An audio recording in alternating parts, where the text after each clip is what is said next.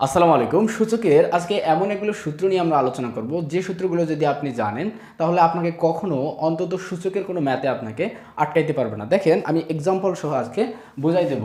এখানে গুণের সূত্র নিয়ে যদি আমরা কথা বলি, গুণের সূত্র আছে a to the power m আবার a to the power n। দেখেন এখানে কিন্তু গুণ অবস্থায় আছে, এটা সমান সমান লেখা যায় a to the power m plus n। অর্থাৎ আমি যদি এর উপরে 3 দিই গুণন হলো এর উপরে 2 দিই তাহলে এটাকে লেখা যায় a কমন নেই, দুইটা বেজের মধ্যে একটা বেজ এবং এখানে উপরে লেখা যায় 3 প্লাস 2। ঠিক আছে, তারপর আমরা আসি ভাগের সূত্র নিয়ে যদি কথা বলি, এ টু দি পাওয়ার এম আছে, ভাগ আছে এ টু দি পাওয়ার এন, এটা কিন্তু মাইনাস লেখা যায়, অর্থাৎ এখানে গুণ থাকলে এখানে প্লাস হবে, এখানে ভাগ থাকলে এখানে মাইনাস হবে। আমরা উদাহরণ দেখি, এ টু দি পাওয়ার 3 ভাগ এ টু দি পাওয়ার 2 যদি থাকে তাহলে দুইটা এর মধ্যে একটাই কমন নিলাম এবং 3 থেকে 2 মাইনাস করে দিলাম, অ্যান্সার কিন্তু অলরেডি হয়ে গেছে। ঠিক আছে, তারপর আমরা আসি গুণফলের ঘাত সম্পর্কে। এখানে এ বি আছে গুণ অবস্থায় এবং তার উপর পাওয়ার আছে কি এন।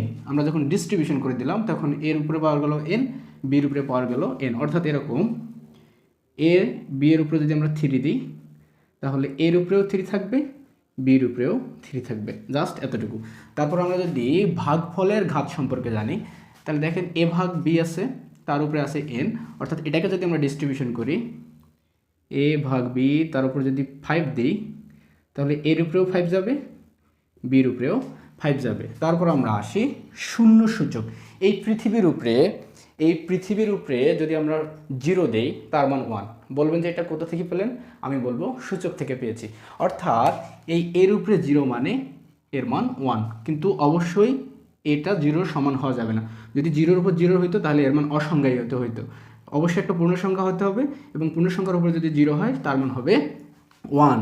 তারপর আসি ঋণাত্মক সূচক নিয়ে। এই যে এই ফিগারটা দেখেন, এই ফিগারটা থাকলে এভাবে লেখা যায়, অর্থাৎ যদি উদাহরণ হিসেবে আমি লিখি এখানে এর উপরে যদি মনে করেন থাকে যে এ টু দি পাওয়ার 2, এটাকে লেখা যায় 1 ভাগ এ স্কোয়ার। কত সহজ, তাই না? আর যদি এরকম থাকে যে এ এর এনতম মূল সমান সমান এটা লেখা যায়, আবার এটাও লেখা যায়, অর্থাৎ যদি 3√এ থাকতো এটাকে আমরা এ টু দি পাওয়ার 1 ভাগ 3ও লিখতে পারি। কত সহজে কিন্তু আমরা শিখে ফেললাম, তাই না?